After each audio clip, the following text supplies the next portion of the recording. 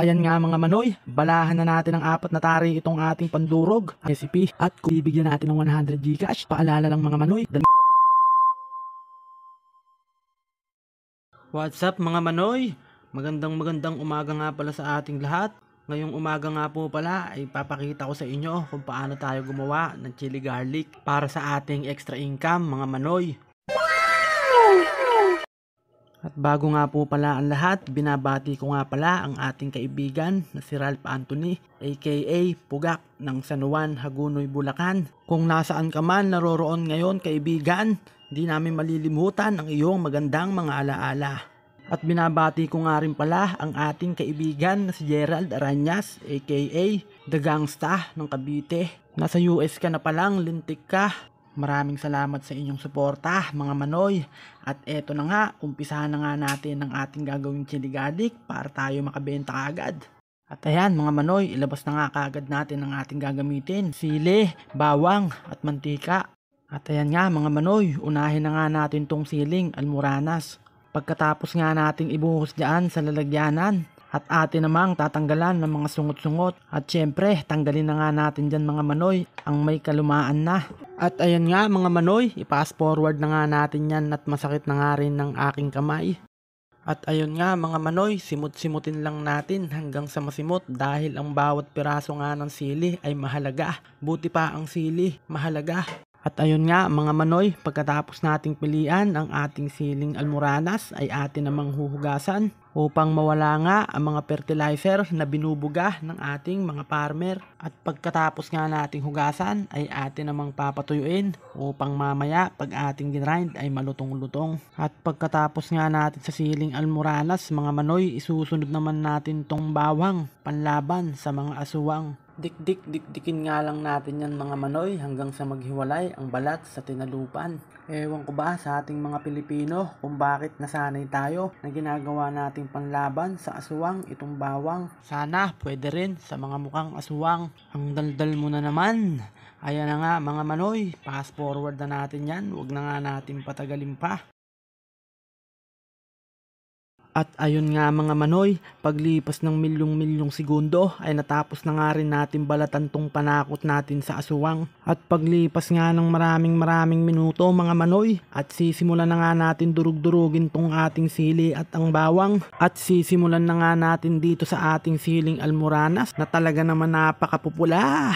At ayan nga mga manoy, balahan na natin ang 4 na tari itong ating pandurog. At pagkatapos nga nyan mga manoy, kargahan na natin yan ng ating siling almoranas. At simulan na natin tong mikus-mikusin. At ayan nga mga manoy, takpan na natin at simulan na nga natin tong paikot-ikutin. Tulad ng pagpapaikot sa'yo ng jowa mo hanggang sa ikaw ay madurog ng madurog. Pinapaikot ka na, masaya ka pa, lintik ka. Daldal mo na naman. Ayan na nga mga manoy, fast forward na natin yan, huwag na nga natin patagalin pa. At pagkatapos nga ng kadaldalan natin mga manoy, natapos na rin tayo sa pagdudurog ng ating siling almoranas. At isusunod naman natin ngayon itong bawang. At teka muna paring manoy, kung talagang totoong panakot sa aswang tong bawang, bakit yung katabi mo hindi natatakot? Ayan ka na naman, puro ka na naman daldal. At i-fast forward na nga natin to paring manoy dahil baka kayo'y naiinip na sa ating gagawin. At ayan nga mga manoy, tinapos na nga natin ang pag-grind ng ating mga bawang. At pagkatapos nga niya mga manoy, medyo nakaramdam tayo ng pagkatuyo ng ating lalamunan. Kaya tayo iinom muna ng malamig na tubig. At pagkatapos nga niyan mga manoy, magpainit na nga agad tayo ng kawali at dire-diretsuhin na natin to. Sapagkat ang atin nga palang bawang mga kamanoy, pag matagal siyang nakabulatlat ay talaga namang mabilis masisira at pangit na ang magiging texture niya. At ayan nga mga manoy, ang gamit nga po pala nating kalan dyan ay easy to get, kaya naman napakabilis nating painitin itong kawali. At pagkatapos nga nating painitin itong kawali ay bubuhusan na rin natin to ng napakaraming mantika. At pagkatapos nga nating buhusan ng napakaraming mantika itong ating mainit na kawali, ay mag-aantay ulit tayo ng ilang minuto upang itong mantika naman ng ating painitin. At paglipas nga ng ilang minuto mga manoy, ako'y naiinip na. na, kaya naman sinubukan natin maglaglag ng kapirasong bawang para masubukan natin kung mainit na ba talaga tong ating mantika. At nung nakasisiguro na nga tayong mainit na nga itong ating mantika, agad na nga nating isasalang itong napakaraming bawang. At ayun nga mga manoy, pagkatapos nga natin ilagay itong bawang, mikus-mikusin na nga natin to at i-pass forward mo na yan. At eto nga pala mga manoy, ang pagluluto ng bawang ay hinahalin tulad ko sa pagluluto ng biko dahil hindi po natin siya pwedeng tigilan ng paghalo hanggang sa magkaroon tayo ng kulani sa ating mga kilikili. Dahil mga manoy, napakatagal pong lutuin ang bawang na to, kulang-kulang 1 oras po ang aking estimate. Ang daldal mo na naman. Ayan na nga mga manoy, fast forward na natin yan, wag na nga natin patagalin pa. Pagkatapos nga ng 15 minuto mga manoy, makikita natin na parang wala pa rin nangyayari. At paglipas nga ng marami pang minuto mga manoy, at tayo'y nakaramdam na ng ngalay sa kilikili, kaya naman nagpapalit muna tayo sa aking darling. At paglipas nga ng maraming minuto pa mga manoy, napansin nga natin dyan na medyo nagiging brown na ang ating bawang. Kaya nga sa mga oras na yan mga manoy ay dapat pang pag-igihan ng paghalo dahil nga ang ganyang itsura ay madali nang masunog sa ilalim. At paglipas nga ng kaunting panahon mga manoy, ang ating darling daw ay nangangalay na, kaya kinuha na natin at tayo na ulit ang maghahalo. At tayo ay medyo naiinip na mga kamanoy, kaya i-pass forward na natin to hanggang sa dulo ng walang hanggan. At sa mga oras nga na yan mga manoy, sisilipin natin kung ito na ba ang tamang panahon para ilagay ang kanyang partner na siling pulang-pula. At nung napagtanto nga natin mga manoy na ito na nga ang tamang panahon, hindi na nga tayo nagdalawang isip at inihalo na nga natin ang siling almoranas para sa gayon ay makumpleto na ang ating ricado. At pagkatapos nga natin paghaluin itong dalawa mga manoy, halu-haluin lang natin sila at mikus-mikusin lang natin sila hanggang sa maluto naman nitong ating sili. At paglipas pa nga ng panahon mga manoy, mapapansin natin na pulang-pula na nga rin itong ating mantika. Nung nakita na nga natin na pulang-pula na ang mantika ay agad nga tayong nagpapalit sa aking darling upang timplahan na natin to ng secret recipe. At kung mapapansin nyo nga dyan mga manoy ay naghuhugas tayo ng kutsara. Tapos na nga natin ilagay ang ating secret recipe. Kung nanonood ka ngayon manoy sa mga oras na to, hulaan mo ang aking nilagay na 2 klase ng recipe. At kung sino nga ang unang makahuhula mga manoy ay bibigyan natin ng 100 Gcash. Paalala lang mga manoy, 2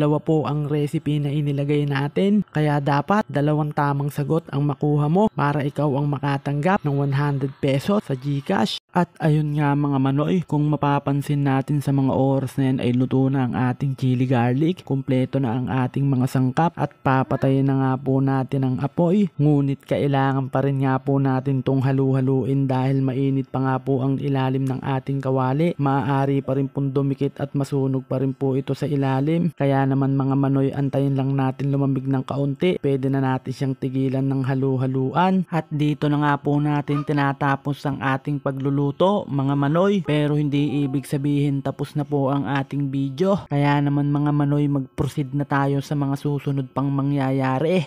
Let's go! At kung napapansin nyo nga dyan mga manoy, nag-unboxing tayo ng ating regalo. Ay regalo nga pala sa atin yan ng ating paring Shopee. Iyan po pala ang ating boteng gagamitin sa ating mga chili garlic. At kung mapapansin nyo nga mga manoy, may kasama na nga po pala yung pang-seal pag bumili kayo ng bote. At dahil bago nga ang ating bote mga manoy at hindi natin alam kung saan factory ba to galing, kaya naman babanlian natin to ng mainit na tubig. At hindi na nga natin papatagalin to mga manoy, tayo magpapainit na nga ng tubig. At ayan na nga mga manoy, isinalang na nga natin ang tubig na ating gagamitin sa pagbanli ng ating gagamiting mga bote. Sa pagbanli nga pala ng ating mga bote mga manoy ay gumagamit nga po pala tayo ng asin. Dahil ang asin nga po pala ay effective sa pagtanggal ng mga bakterya. Kaya naman mga manoy, lalagyan natin ng 1 dakot itong ating tubig. At ayan nga mga manoy, hindi na natin pinakita ang pagbabanli ng ating mga bote dahil mahirap na at baka ang cellphone natin ay malaglag sa kumukulong tubig. At ayan na nga mga manoy, pagkatapos nga natin banlian ay pupunasan naman natin siya ng malinis na towel para pag sinalinan natin ng chili garlic itong ating bote ay walang halong tubig. At pagkatapos nga natin punasan ng bote mga manoy, Ito naman isusunod nating punasan ng kanyang takip. At sa pagpunas nga ng takip mga manoy ay papaikot-ikutin mo lang. Hindi ka na nga mahihirapang paikot-ikutin to mga manoy dahil diyan ka naman magaling. Ang dami mo na namang alam. Kaya naman mga manoy ay i-pass forward na nga ulit natin to nang mabilis na tayong matapos sa ating ginagawa. Alam kong kayo'y naiinip na sa ating kakalabasan kung ano ba talaga ang gagawin natin ngayong araw. Napakadaldal mo. At pagkatapos nga natin magpunas ng magpunas mga manoy ay uupo lang tayo saglit at iinom lang tayo ng tubig sapagkat sa mga oras nga na yan mga manoy ay nakakaramdam na tayo ng pagod. At sa tuwing tayo ngayon nakakaramdam ng pagod mga manoy, umupo lang tayo saglit at magpahinga lang tapos bakbak na ulit. At sa mga panahon nga na yan mga manoy, ang aking anak ay lumapit saglit para magpalambing lang saglit. At eto nga yung dahilan mga manoy kung bakit kahit minsan tayo'y napapagod ay patuloy pa rin nating nilalabanan ang mga kalaban ng realidad. Ano ba yan mga manoy kung san na naman tayo napupunta? At eto na nga, simulan na natin ang pag-repack ng ating chili garlic. Ilagay na nga natin to sa bote isa-isa para matapos na nga ang ating kadaldalan mga manoy. Ayan nga mga manoy, kung nakikita nyong naglalagay na nga tayo ng chili garlic sa ating mga bote, tantiameter nga lang po pala ang gamit natin dyang panukat mga manoy. At sa mga oras nga na yan mga manoy, tayo'y tumayo na at medyo kumikirot na nga po ang aking balakang. Kailangan yata mamaya ng therapy massage ng ating darling. At pagkatapos nga natin maglagay sa bote isa-isa mga manoy, isusunod naman nating punasan tong nguso ng mga bote dahil sa mga tumulong mantika nito para sa paglagay natin ng takip hindi magmukhang gusgusin ng ating produkto. Ang daldal mo na naman. Ayan na nga mga manoy, fast forward na natin yan, huwag na nga natin patagalin pa. At ayan nga sa mga oras na yan mga manoy, atin ang tatakpan isa-isa ang ating chili garlic. At habang tinatakpan nga natin to mga manoy, ako nga pala ay magpapasalamat sa iyo dahil hanggang dito patuloy mo pa rin pinapanood ang aking kalokohan at wala nang patumpik-tumpik pa mga manoy. Tapusin na natin tong pagtatakip. At ayan nga mga manoy, pagkatapos nga natin takpan isa-isa ang ating mga bote, mag-proceed na nga agad tayo sa ating susunod na gagawin. At ayan nga mga manoy, sa mga panahon na yan ay atin naman lalagyan ng pansil o sa Tagalog ay pansilyado. At pagkatapos nga natin lagyan yan isa-isa at atin naman papasuin upang tumikom at mamalipit sa sakit ang ating pansilyado. At ayan nga mga manoy, isasaksak na nga natin ang ating blower upang pasuin na nga natin ng ating pansilyado upang masaraduhan na ng tuluyan ng ating produkto. At sa pagsasarado naman ng ating silyado mga manoy, papasuin nga lang natin yan ng blower at kusa ng iikom ang plastic na nasa ibabaw upang yakapin ng mahigpit nga ang ating bote. At paglipas ng mahabang panahon mga manoy, eto na nga at tatapusin na natin ang pagsasarado ng ating chili garlic. Teka, tricks muna tayo. At isang step na nga lang mga manoy at tuluyan ng matatapos ang ating produkto at pwede na natin tong ibenta sa China. At ayan na nga mga manoy, ang final natin sa dulo. Uumpisahan na nga nating gupit-gupitin tong ilalagay nating sticker. Ang nakalagay nga po palang pangalan dyan sa ating sticker na gagamitin ay ang pangalan ng aking anak na napakabait. At ayan na nga mga manoy, gugupit-gupitin na nga natin ang ating mga sticker upang mailagay na nga natin sa kanya-kanyang bote. At pagkatapos nga nating paghiwa-hiwalayin itong mga sticker, hindi na nga tayo magdadalawang isip at atin na nga itong ididikit. At ayan nga mga manoy, mag-uumpisa na nga tayo magdikit sa ating mga bote. Ang pagdidikit nga po pala ng ating sticker sa bote, titingnan nga lang natin yan mga manoy kung pantay ba para naman magandang tingnan. At pagkalipas pa nga ng mahabang panahon mga manoy, atin na nga itong tapusin upang makita na natin ang ating finished product. I-pass forward mo na nga yan paring manoy. At ayan na nga, ble. At ayan na nga mga manoy, ang ating finished product. Ayan na nga ang resulta ng ating kalupitan. At sandali lang mga manoy, hindi pa dyan natatapos ang ating kalokohan. Syempre, hindi tayo papayag na hindi natin matitikman ng ating ginawa. Kaya naman mga manoy, samahan nyo kung tikman ang ating chili garlic. At ayan na nga mga manoy, isalang na natin tong ating siomay. At pagkasala nga natin ay hindi na natin papatagalin pa yan. I-forward na natin. At ayan na nga mga manoy, eto na nga ang ating siomay at nakulo-kulo na. Konting oras na lang ay pwede na natin tong hanguin para matikman na natin agad to. At paglipas pa nga ng mahabang panahon mga manoy, ayan na nga at ayos na ang ating siomay. Malambot na. Pwede na natin tong hanguin. At tara na nga mga manoy, lapangin na natin yan.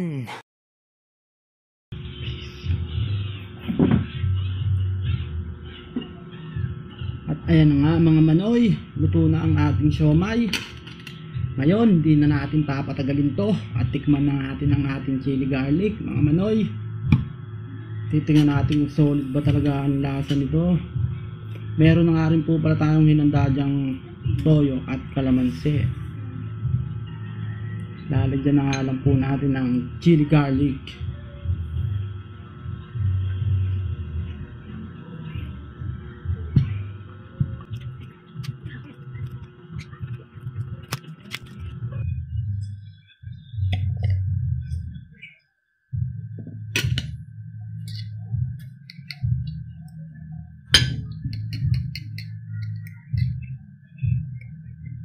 Wow, ang napapalaban tayo dito ah.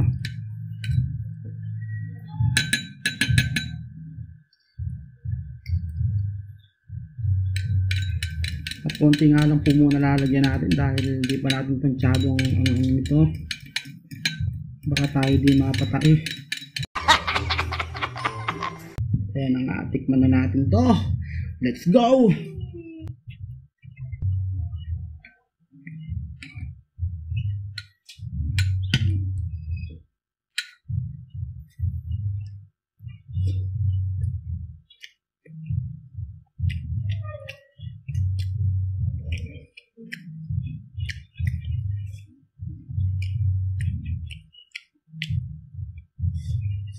Sulit din ang hang niya. Talaga namang kumakagat kahit walang ngipin.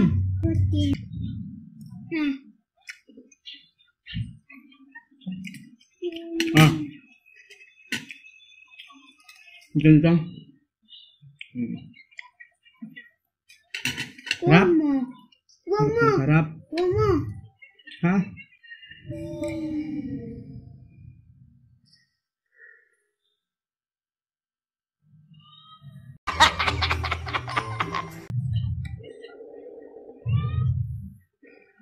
Hot ba?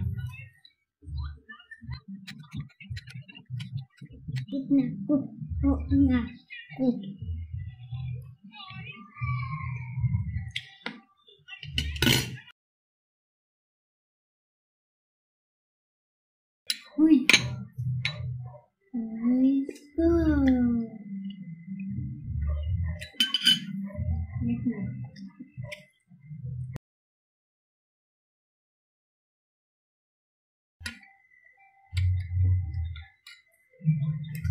At sa pagdating nga po pala ng ating pagbebenta ng chili garlic mga manoy, ang presyo po nito ay kung interesado ka talaga, i-message mo na lang ako sa aking official account sa Facebook.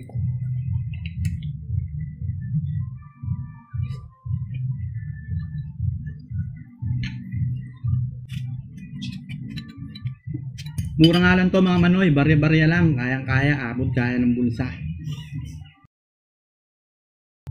Mukhang napasarap na. Mauubos yata natin to na dapat titikman lang.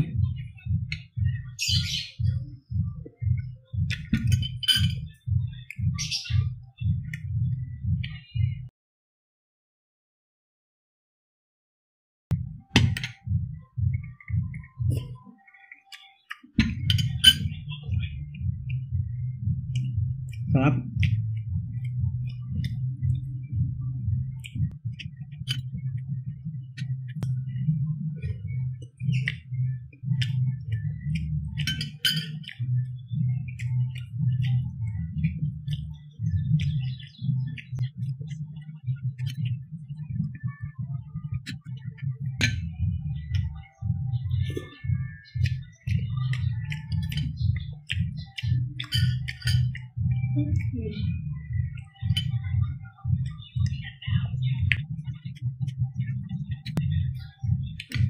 Goods na goods mga manoy. Walang halong chemical.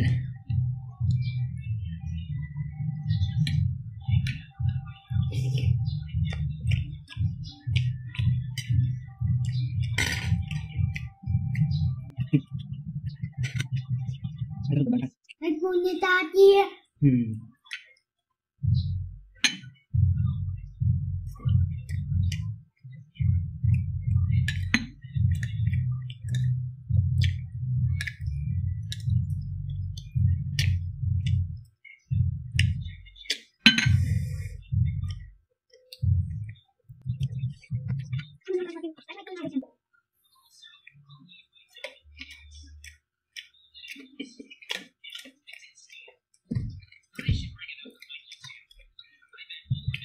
Kaap.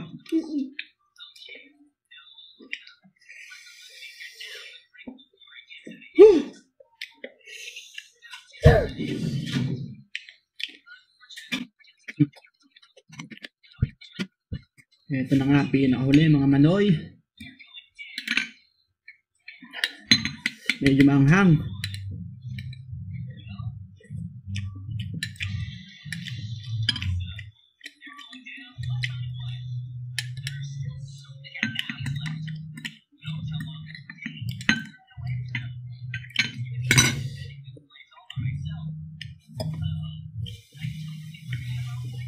So ayun lang mga manoy, hanggang dito na lang po ang ating video. Maraming salamat po sa pagsubaybay ng ating kalokohan hanggang dulo. Hanggang sa muli po mga kamanoy. Message na lang po dito para sa ating presyuhan. Murang-mura lang po. Thank you.